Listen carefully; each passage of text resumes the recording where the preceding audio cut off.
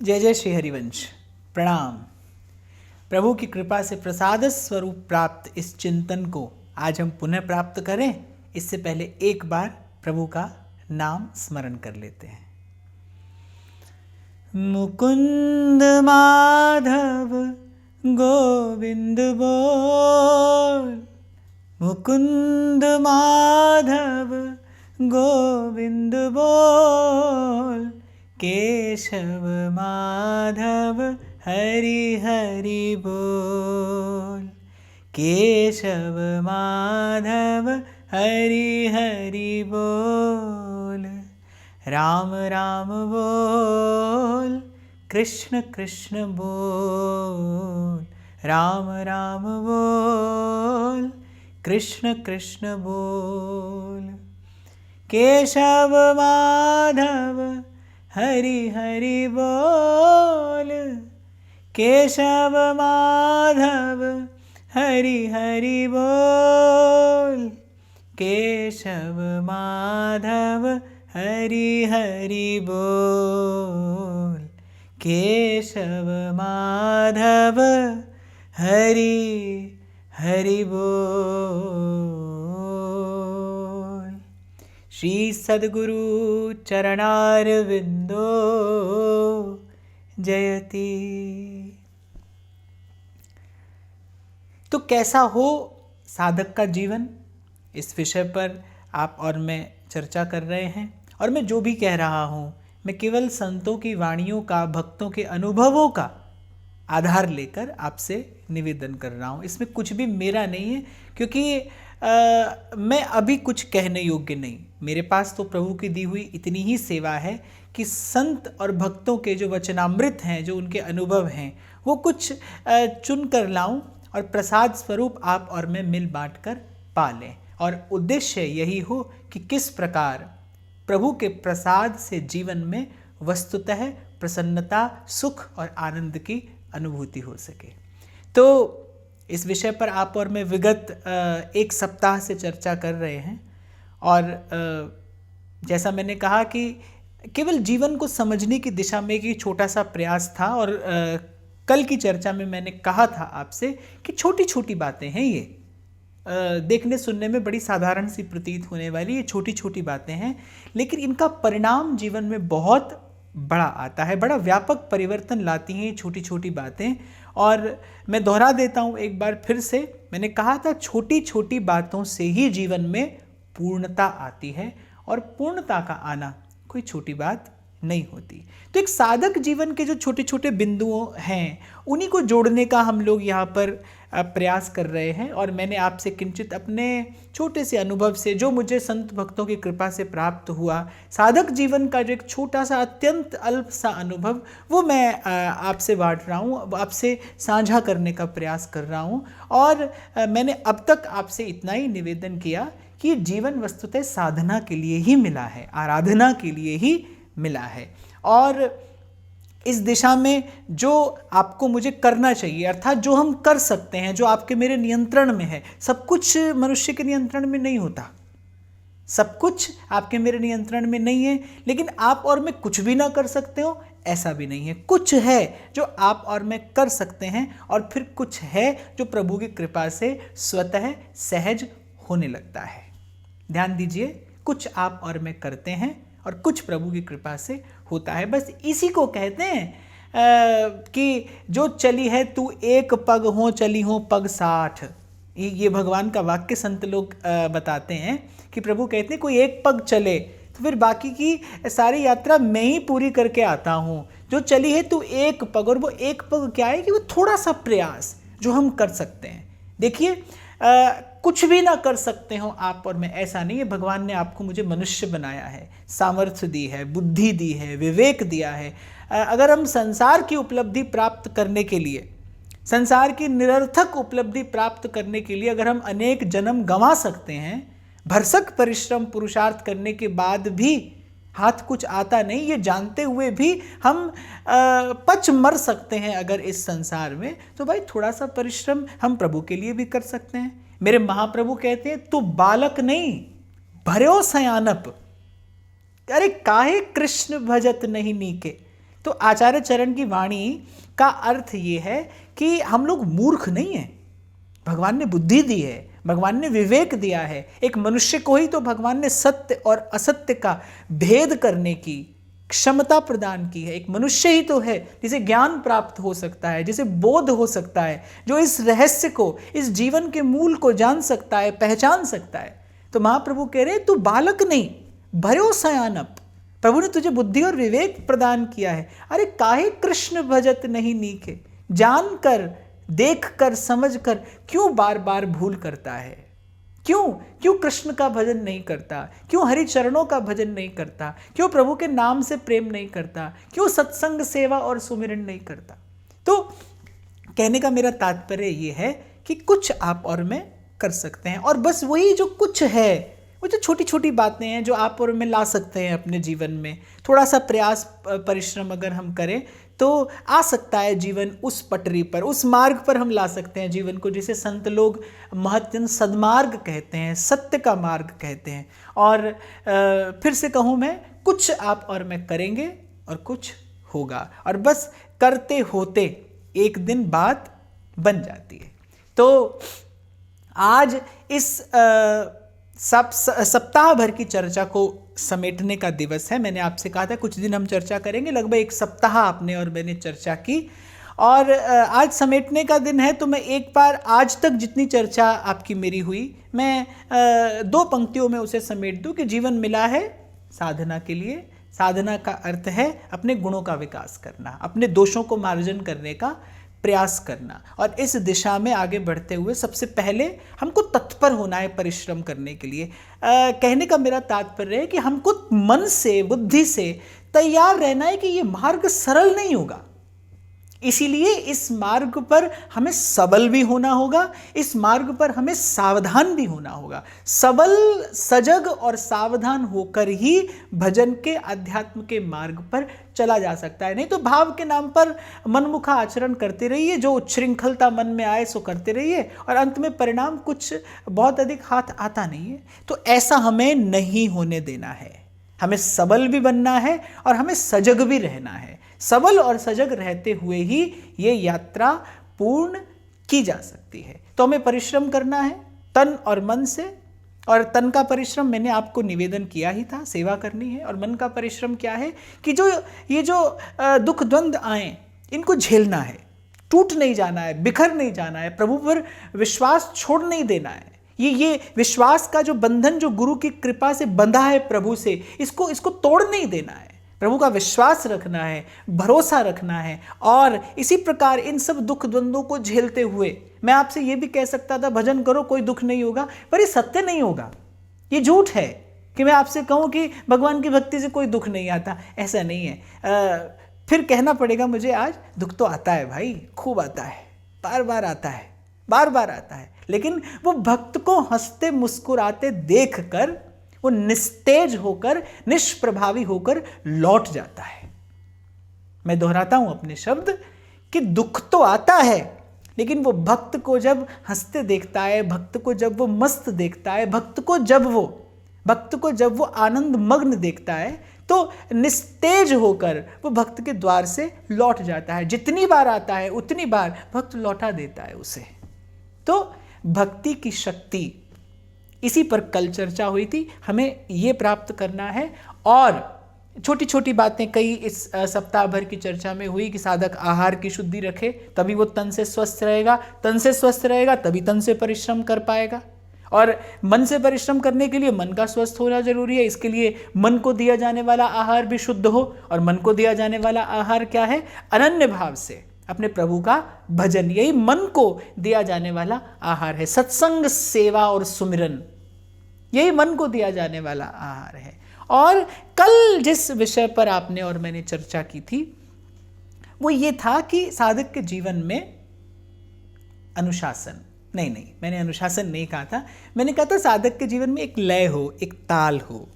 There should be a rhythm in your lifestyle, एक लय ताल हो। और मैंने कल कहा था कि इस लय ताल के साथ अगर कोई जोड़ ले प्रभु के नाम का स्वर, तो फिर जीवन में प्रेम का संगीत प्रकट होता है। लेकिन ये बहुत महत्वपूर्ण है, ये जो दूसरा बिंदु मैंने आपसे कहा, ये अत्यंत महत्वपूर्ण है। तन और मन परिश्रम के योग्य बने, इसके लिए उसका स्वस्थ रहना जरूरी है, और तन और मन स्वस्थ रहे इसके लिए जीवन में ये लय ताल होना बड़ा जरूरी है। छोटी छोटी बातें कई बार हम अनदेखा कर देते हैं, वी जस्ट इग्नोर। जो हमको नहीं करना है, एक साधक को तो बिल्कुल नहीं करना है।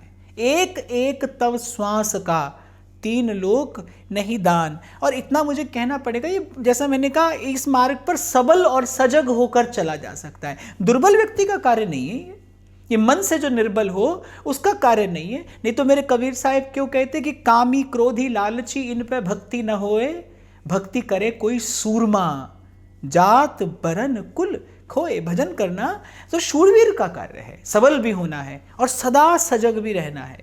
सदा सजग आपको मुझे रहना है। छोटी सी भूल बड़ा भयंकर दुष्परिणाम जीवन में ला सकती है। अब हो सकता है आपको ये लगे कि अरे इतना कठिन मार्ग है तो हम कैसे चल पाएंगे। अपनी ओर नहीं देखना है, प्रभु की ओर देखना है।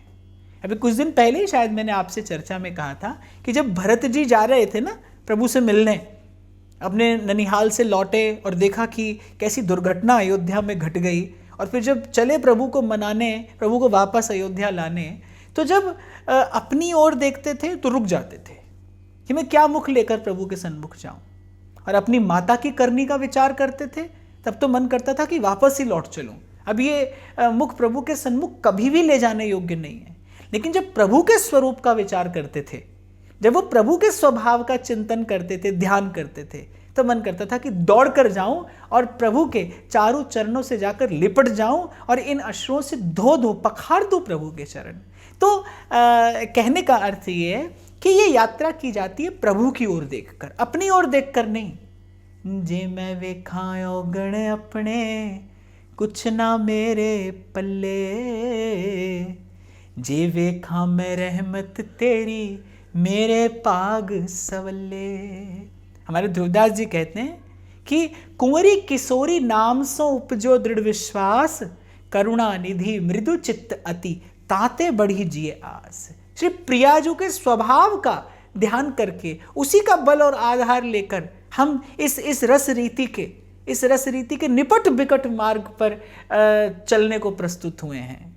प्रिया जी के स्वभाव का बल आधार लेकर। महादेव भी कहते हैं, उमा राम स्वभाव जेहि जाना, ताहि भजन तजि भाव न आना। तो मैं जो भी आपसे कह रहा हूं, ये मैं आपको डराने के लिए नहीं कह रहा, मैं आपको हतोत्साहित करने के लिए, निरुत्साहित करने के लिए नहीं कह रहा, मैं केवल आपको सावधान करने के लिए कह रहा हूं, आपको वस्तुतः उत्साहित करने के लिए कह रहा हूं कि इस मार्ग की कठिनाई देखकर आप कहीं लौट ना जाना, अपनी ओर न देखना, कभी न देखना। आप और मैं तो कल भी दोष युक्त थे, आज भी हैं, और जब तक प्रभु की कृपा न हो तब तक रहेंगे। हम चाहें भी तो अपने आप को पूर्ण रूपेण निष्पाप, निष्कलुष और निश्चल नहीं कर सकते। एह गुण साधन ते नहीं होई, तुम्हारी कृपा पाव कोई कोई। आप और मैं अपने साधन से नहीं कर सकते, आपको और मुझे तो प्रयास करना है। इसीलिए मैंने जब साधना का अर्थ आपको निवेदन किया तो मैंने यही आपसे कहा था कि अपने गुणों का विकास करना है और दोषों को दूर करने का प्रयास करना है। दूर होंगे नहीं होंगे ये प्रभु जाने, हाँ आप और मैं ईमानदारी से प्रयास करें। ये आपके मेरे हाथ में है, ये आपके मेरे नियंत्रण में है, और प्रयास आज आरंभ किया जा सकता है, अभी आरंभ किया जा सकता है। आप चाहें तो कोई नहीं रोकेगा आपको। कौन रोकता है आपको सदा सत्य भाषण करने से? अपने मन की दुर्बलताएं रोकती हैं, अपने मन के रोग रोकते हैं, संसार की मोह और आसक्ति रोकती है, कोई नहीं रोकता। तो अगर हम चाहें तो हम अवश्य कर सकते हैं। भक्तों ने किया है इसी संसार में, इसी युग में, इसी काल में रहकर भक्तों ने ऐसा किया है, तो वो कर सकते हैं तो हम भी करने का प्रयास अवश्य कर सकते हैं, हम ये संकल्प अवश्य कर सकते हैं। तो प्रभु की ओर देखना है और बस बिना थके आगे बढ़ते जाना है। और कल मैंने कहा था ना कि भक्ति की शक्ति प्राप्त करनी है, हमको टूटना बिखरना नहीं है, इस मार्ग की कठिनाई देखकर हमको लौटना नहीं है। करऊं सदा तिन की रखवारी, ये प्रभु का वचन है। भगवान ने वचन देते हैं हमें, जिमी बालक राखे महतारी, ऐसे माँ बालक की रक्षा करती है, ऐसे मैं अपने भक्त की रक्षा करता हूँ। गीता में भगवान कहते हैं न मैं भक्त प्रणश्यति, मेरे भक्त का कभी नाश नहीं होता, मेरा भक्त कभी नष्ट नहीं होता, मेरे भक्त का पतन मैं होने ही नहीं देता। प्रभु की कृपा शक्ति बार बार उसे संभालती है, बार बार बचाती है। सहजोबाई कहती है ना, विषय और जाने नहीं देवो, ढुर ढुर जाऊं गह गह ले। वो जीव जितनी बार जाता है उतनी बार प्रभु की कृपा उसे सन्मार्ग पर लौटा लाती है। तभी तो स्वामी जी कहते हैं कि मोसो ना बिगाड़वे को और तोसो ना संवारवे को। प्रभु मेरे जैसा बिगाड़ने वाला नहीं, आपके जैसा संवारने वाला नहीं। अच्छी बात यह है कि इस खेल में होड़ लगी है, मैं अपनी बात बिगाड़ने में लगा हूं, आप मेरी बात बनाने में लगे हैं, पर अच्छी बात यह है कि जीतते आप हैं। अंत में जीत आप ही की होती, क्योंकि आपको कौन हरा सकता है, आपको कौन हरा सकता है। जीत आपकी होती है और हमारी बात बनते बनते बन जाती है। तभी तो कबीर साहब कहते अरे लगा रहे, वो अपनी ओर देखकर नहीं कहते, वो भजन साधन की ओर देखकर नहीं कहते, वो तो प्रभु की ओर देखकर कहते हैं। हरि सो लागे रहो मेरे भाई, तेरी बनत बनत बन जाई, तेरी बनत बनत बन जाई, हरि सो लागे रहो मेरे भाई। इसीलिए कहा उन्होंने कि बनते बनते बन जाती है बात। और ऐसा तो मैंने आपसे कई बार कहा कि भाई बड़ा सिलसिला मार्ग है, चलोगे तो गिर भी जाओगे और गिरोगे तो थोड़ी चोट भी लग सकती है, पर चिंता नहीं करना, डरना नहीं, घबराना नहीं, थकना नहीं, टूटना नहीं, बिखरना नहीं। गुरु की कृपा से, इस सत्संग की कृपा से जो एक विश्वास का बंधन, एक विश्वास की डोर प्रभु के चरणों से बांधी है, उसे टूटने ना देना। तोरी न टूटे छोरी न छूटे, ऐसी माधो खिंचतनी, म्यों लालन स्यों प्रीत बनी। जो उस पार गया है भाई, वो उसी की ओर देखते देखते, उसी की ओर निहारते निहारते, उसी को पुकारते पुकारते, उसी को विचारते विचारते गया है। तू ही तू, तू ही तू, तू ही तू। यही है इस महामधुर भाव का अर्थ। प्रभु की ओर देखना है और चलते जाना है, और बस चलते ही जाना है। और मैं तो कहता हूँ कि वस्तुतः प्रेम के मार्ग पर कोई लक्ष्य नहीं होता। प्रेम का मार्ग तो एक अनंतकालीन यात्रा है। और सदा मैंने कहा इस मार्ग पर चलने में ही बड़ा सुख है। भक्त को चिंता नहीं मैं कब पहुँचूंगा, क्योंकि उसे चलने में ही परम आनंद की प्राप्ति हो रही है। वो श्रवण कीर्तन और स्मरण में ही उस सच्चिदानंद की अनुभूति कर रहा है। उसे पहुंचने की कोई चिंता नहीं, वो तो चलते हुए, पुकारते हुए, उसे विचारते हुए आनंद मग्न हो रहा है। मन मस्त मगन, मन मस्त मगन। कबीर साहब कहते अरे हीरा पाया, गांठ गठी आया, अब बार बार वाको क्यों खोले, मन मस्त मगन अब क्यों बोले। ये साधन काल का ही सुख है, ये भक्ति में साधन काल का सुख है। इसीलिए मैंने आपको प्रथम दिन निवेदन किया था, भाई ये जीवन मिला ही है, इसलिए इसके अतिरिक्त जो किया जा रहा है वो प्रारब्ध है, माया का प्रभाव है और आपका मेरा दुर्भाग्य है। सत्संग, सेवा और सुमिरन के अतिरिक्त तो जो किया जा रहा है भाई वो तो प्रारब्ध है, माया का प्रभाव है, और कुछ आपका मेरा दुर्भाग्य है जो आपने और मैंने अपने कर्मों से संचित किया है, इकट्ठा किया है। जीवन तो साधना के लिए मिला है। और प्रभु की कृपा से बड़े विस्तार से चर्चा हुई कि वस्तुतः साधना है क्या। कोई क्रिया विशेष नहीं है।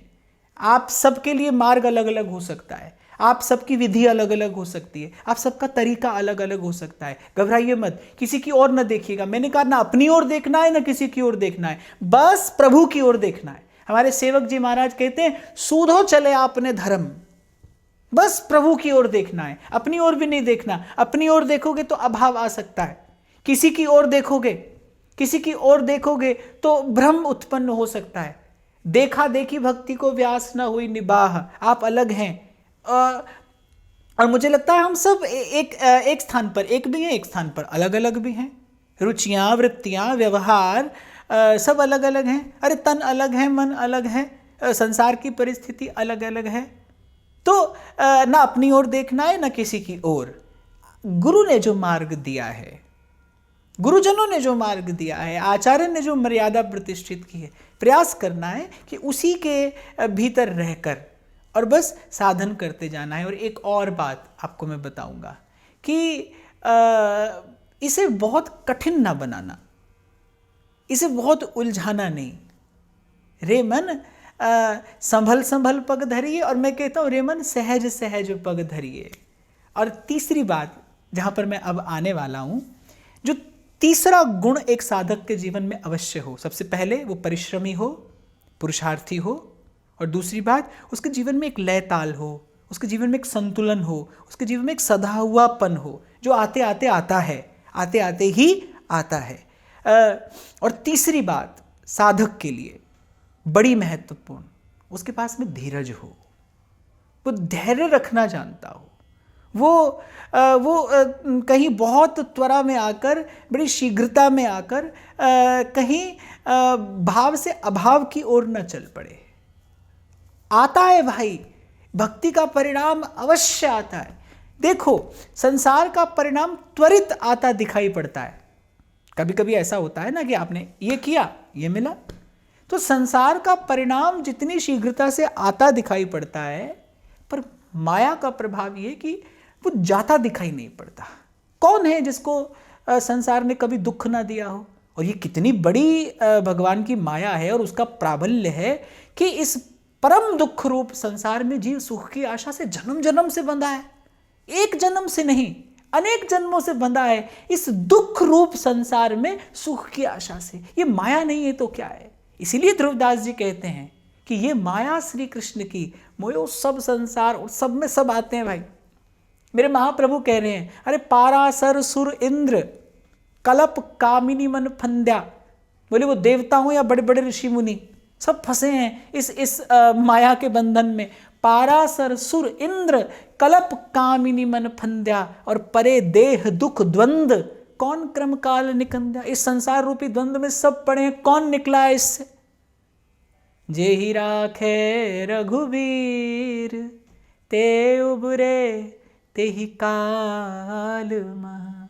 इसीलिए मैंने आपको कहा अपनी ओर ना देखना भाई, आप और मैं तो कभी नहीं योग्य हो सकते। गुण सब तेरे और अवगुण सब मेरे। पर महाराज कहते हैं, बख्शणहारा बख्श दे मेरा ठाकुर अगम अगाऊ। यही उसकी कृपालुता है, यही उसकी दयालुता है कि अवगुण करे समुद्र सम पे गिनत ना अपनो जान। विचार करो, अगर प्रभु आपकी मेरी गलतियों की ओर देखें, प्रभु अगर आपकी मेरी त्रुटियों की ओर देखें, फिर आपके मेरे कल्याण का तो कोई मार्ग ही नहीं है, कोई संभावना ही नहीं है आपके मेरे कल्याण की। तो आप और मैं तो बने ही हैं दोषों से। थोड़े गुण हैं और बहुत दोष हैं, बहुत दोष। अपनी ओर देखो, अगर ईमानदारी से किसी को आत्मदर्शन करना आए तो फिर वो कहेगा मैली चादर ओढ़ के कैसे द्वार तिहारे आऊं। तभी मेरे कबीर साहब कहते हैं, क्या मुख ले बिनती करूं, लाज आवत है मोय, तोहे देख अवगुण करूं, कैसे भाऊं तोहे, कैसे भाऊं तो। अच्छा, और गलती तो होती है अनजाने में, आप और मैं तो जानबूझकर करते हैं और करते ही चले जाते हैं। कभी प्रमाद में आकर करते हैं, कभी अभिमान में आकर करते हैं, करते ही चले जाते हैं। तो अपनी ओर देखो तो भाई फिर कोई संभावना नहीं है। प्रभु की ओर ही देखकर जो पार हुआ है वो प्रभु की ओर देखकर हुआ है। तो तीसरी बड़ी महत्वपूर्ण बात जो साधक के जीवन में हो वो ये हो कि वो धीरज ना छोड़े। मैं एक बात जो मैंने पहले कही मैं आज फिर दोहरा रहा हूं, जहां हो भाई आप वहीं से रहकर भजन करना, वहीं पे रहकर भजन करना। आप किसी के जैसा होने दिखने का प्रयास ना करना। समय और शक्ति और ऊर्जा सब गंवाओगे और अंत में अश्रद्धा होगी, अंत में अविश्वास हो जाएगा, बड़ा मन क्लेश पाएगा। ऐसा कभी नहीं करना। मेरे पास बहुत सारे लोगों के प्रश्न आते हैं, उनके भाव आते हैं कि बोले महाराज थक गए अब तो संसार से, अब तो बस मन करता है सब छोड़कर भाग जाएं और बस कहीं वृंदावन में जाकर भजन करें। हाँ ठीक है, संसार की दुख रूपता का आभास होना ये साधक के लिए बड़ा आवश्यक है, पर मैं आपको कहता हूँ कि आप जहाँ हैं ना वहीं से अपना मार्ग झाड़ना बुहारना आरंभ करिए। मैं तो कई बार कहता हूँ कि अगर आपके घर में मान लीजिए 4-5 जितने भी पारिवारिक जन हैं और सब के सब दीक्षित हैं, तो सब मिलकर बैठकर श्री जी की सेवा करिए। एक एक समय की सेवा सब अपने हाथ में लीजिए, कुछ देर बैठकर श्री जी के नाम का संकीर्तन करिए, कुछ देर इकट्ठे बैठकर किसी सदग्रंथ का पाठ करिए। आपस में मेल जोल सौहार्द सामंजस्य बढ़ाइए बिठाइए, और इस प्रकार से जहाँ आप हैं पहले उस स्थान को भाव से पवित्र करिए। भाग दौड़ में ना पड़िए भाई। मेरा मन तो यही कहता है, मेरा विचार यही कहता है। बाकी आप सब लोग बुद्धिमान हैं, जैसा आपको उचित लगे, पर मैं ये कहता हूँ भाई पहले ही बहुत बंधन और उलझन है यहाँ पर, और बंधन गाढ़े मत करिए। मन को कठोर ना करिए, मन को और कलुषित ना करिए, मन को और मैला ना करिए। धीरज धरिए, धीरज धरिए। आज नहीं तो कल और कल नहीं तो परसों परिणाम आएगा। किसी को देखकर, किसी की दौड़ और होड़ में पड़कर आप गलत निर्णय ना ले बैठना। मैं बहुत बार देखता हूँ साधकों को, बेचारे बड़ी भागदौड़ में पड़ जाते हैं, ऐसा कर लेते हैं वैसा कर लेते हैं कि जैसे आज ही परिणाम आ जाए। नहीं आएगा भाई, धीरे धीरे रे मना, धीरे सब कुछ होए। और मैं एक बात और यहाँ बहुत बल देकर आपको कह रहा हूँ, कोई आपको मिल भी जाए ना जो आपको ये कह दे कि मैं आपके सर पर हाथ रखकर आपको अमुक मंत्र देकर और सीधे पहुंचा दूंगा प्रभु के पास, तो मैं तो कहता हूं कि ऐसा सौदा तो करना ही नहीं। अरे हौले हौले धीरे धीरे इस मार्ग का सुख लेते हुए चलना। थोड़ी सेवा, थोड़ा सत्संग, थोड़ा सिमरन, थोड़ा प्रभु के नाम का कीर्तन, थोड़ा प्रभु की लीला कथा का श्रवण। अरे ये सुख यहाँ ही तो है और कहाँ मिलेगा। जो सुख है सत्संग में सो वैकुंठ ना होए। और प्रेम से क्या नहीं हो सकता। कभी कभी ऐसा होता है कि कुछ साधकों का प्रश्न होता है, अपनी पारिवारिक स्थिति से बड़े बेचारे विवश होते हैं, बड़े पीड़ित होते हैं।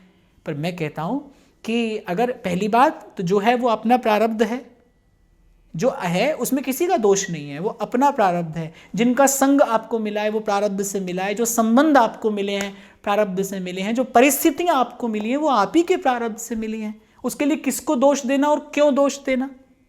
स्वीकार करिए, प्रभु के भरोसे उसको स्वीकार करिए। अरे बड़ा सुंदर संकेत देती है प्रभु के प्राकट्य की कथा। कहाँ बेड़ियों में जकड़े हुए देवकी वसुदेव और कारागार में श्री कृष्ण का प्राकट्य होता है। आपकी मेरी कहानी है ये।